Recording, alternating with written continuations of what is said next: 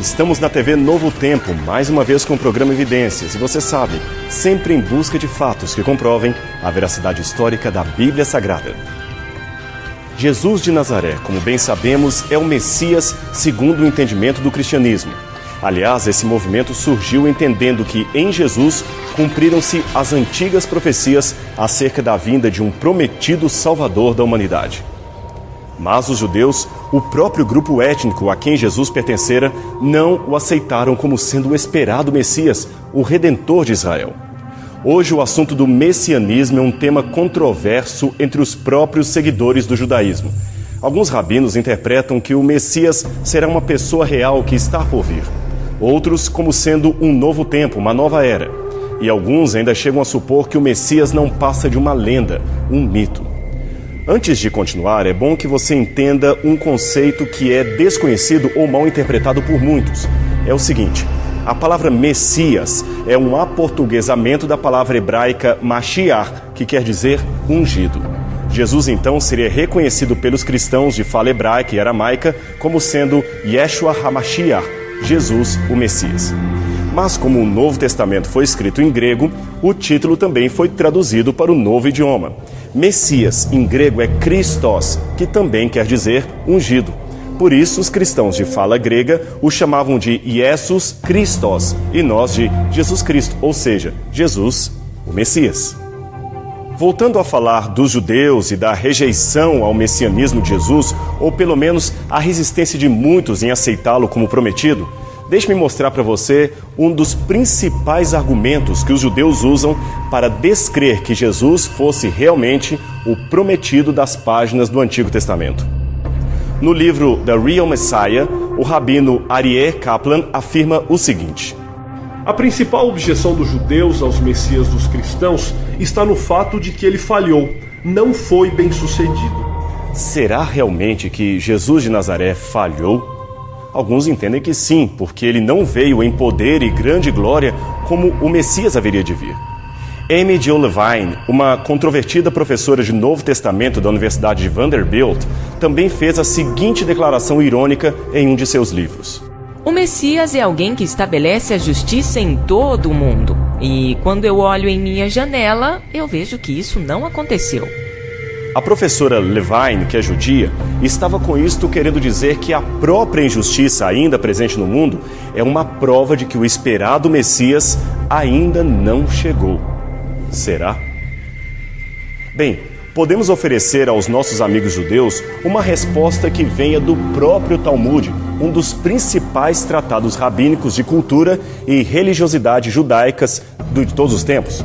No Tratado do Senadrim 98, o rabino Yeshua ben Levi é citado apontando uma dificuldade que ele mesmo tinha mediante uma pequena contradição messiânica das Escrituras. Veja a pergunta que ele faz.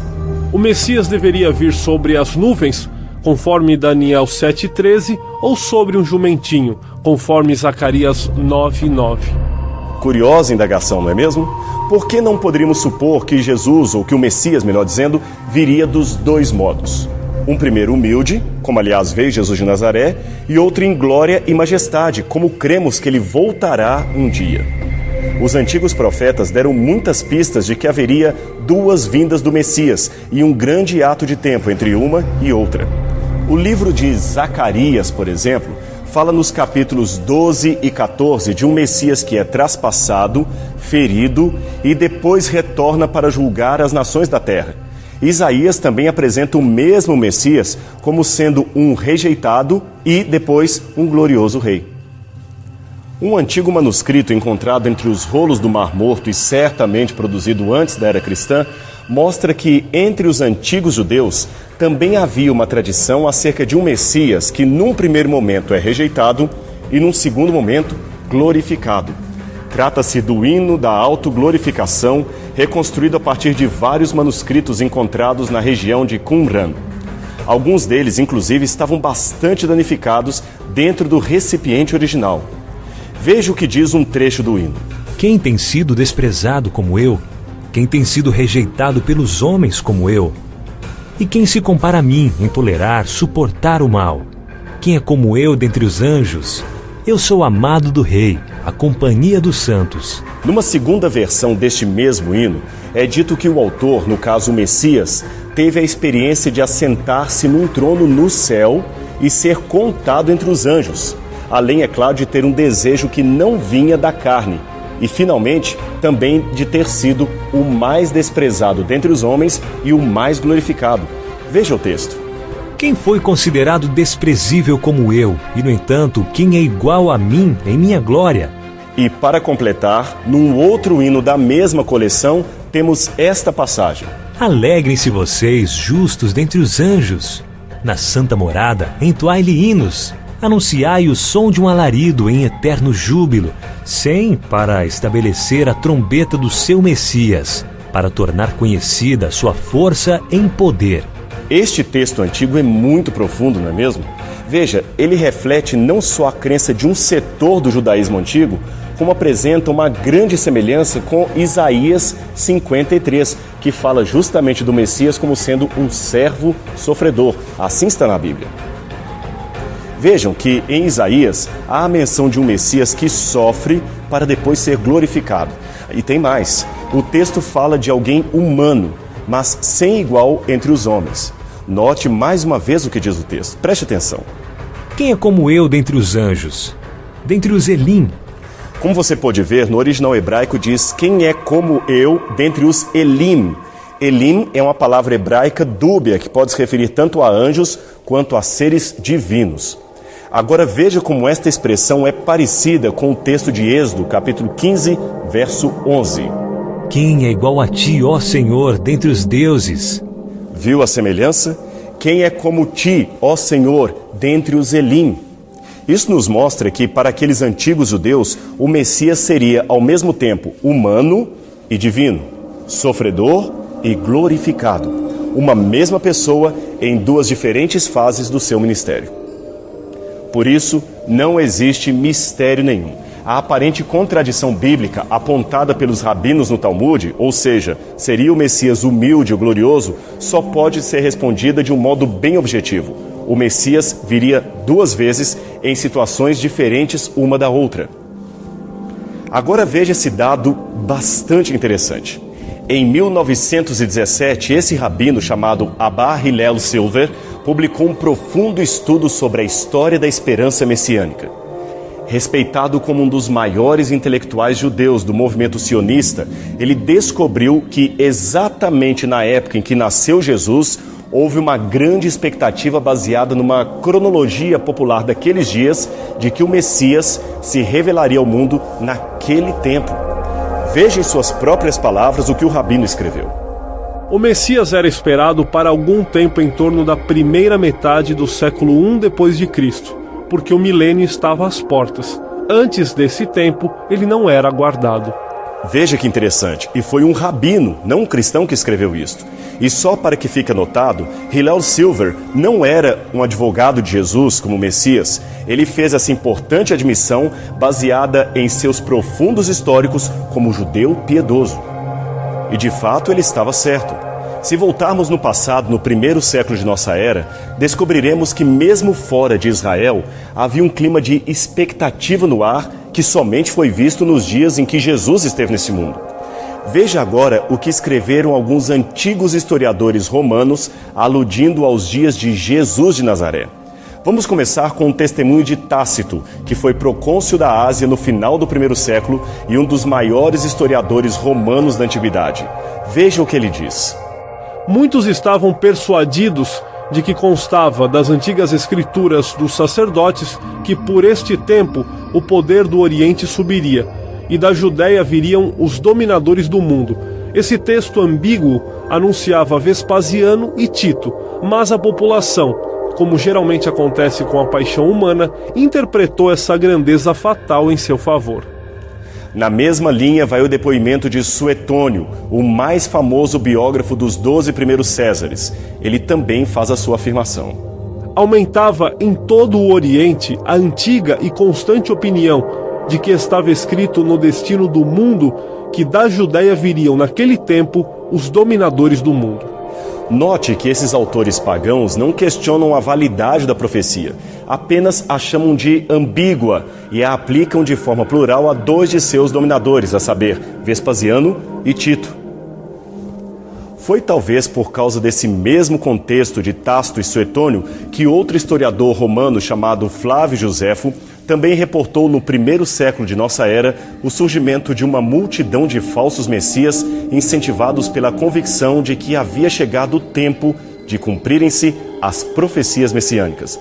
Isso teria sido por volta da Guerra Judaica, que antecedeu a destruição do templo no ano 70 d.C. Agora veja o que Flávio Joséfo escreveu. Mas o que mais incitou os judeus à guerra foi uma ambígua profecia, também mencionada nas Escrituras, segundo a qual, naquele tempo, alguém proveniente de sua própria terra haveria de se tornar o dominador do mundo. Este oráculo foi interpretado pelos judeus como uma alusão a um de seus compatriotas, e muitos se equivocaram com essa interpretação. O oráculo, na verdade, se referia ao domínio de Vespasiano, aclamado como imperador da Judéia. Joséfo, que na opinião de alguns era vendido a Roma, também interpretou o oráculo como se cumprindo em Vespasiano. Mas o que importa é o testemunho múltiplo de que, de fato, havia naquele tempo uma expectativa messiânica inédita no ar, tanto dentro quanto fora de Israel.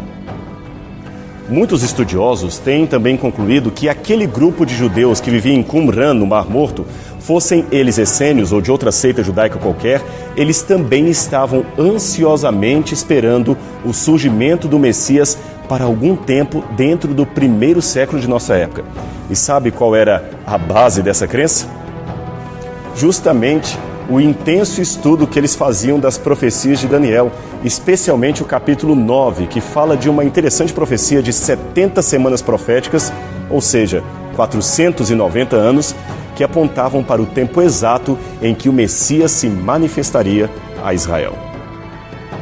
Esta profecia, juntamente com a análise dos jubileus de Levítico, capítulo 28, e outros detalhes a mais, os fizeram entender que a vinda do Messias estaria às portas, exatamente naqueles dias em que, coincidentemente, Jesus de Nazaré se manifestou ao mundo. Em Qumran, encontram-se ainda 5 cópias de um manuscrito chamado O Livro dos Jubileus, que é parte da epigrafia judaica daquela época. Esse texto foi certamente produzido por vários autores, provavelmente 200 anos antes do nascimento de Jesus.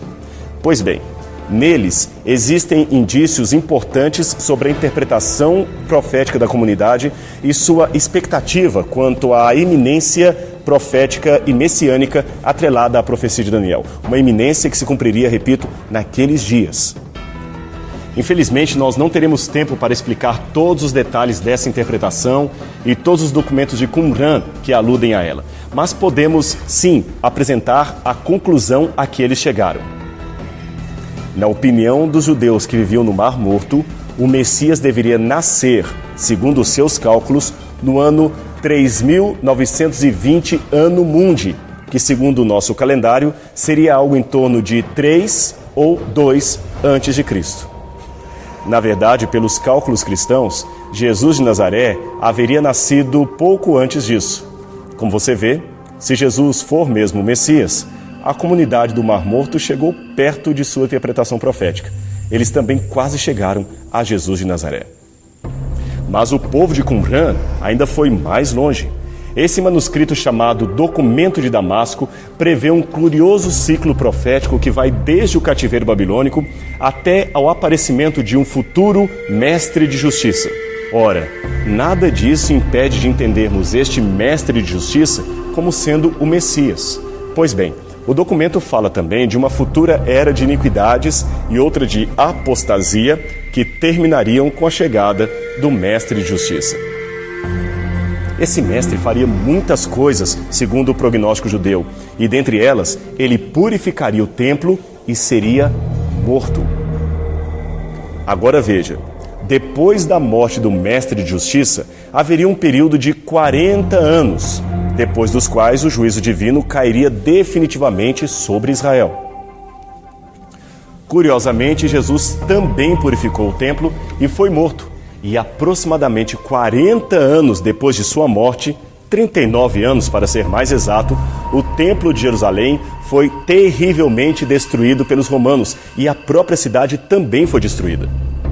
O rabino Yosef ben Halafta, que viveu cerca do ano 140 da nossa era, também falou de outra contagem para a chegada dos tempos messiânicos. Como os membros de Qumran, ele e outros rabinos também faziam suas contas a partir do livro de Daniel e também concluíram que o Messias viria num ciclo jubileu ou num ano sabático anual dentro do primeiro século de nossa era. Agora veja, é muita coincidência, não é mesmo? Mas havia algo que intrigava muitos rabinos, e especialmente os que viveram depois da destruição do templo no ano 70. É que, de acordo com as profecias de Daniel, o Messias deveria nascer no finalzinho do primeiro século antes da Era Comum e se manifestar em torno do primeiro século depois da Era Comum. Ora, se ele houvesse mesmo nascido e se manifestado, já estaria no fim do século com mais de 100 anos, e ninguém dava notícia dele. Aonde estava esse Messias?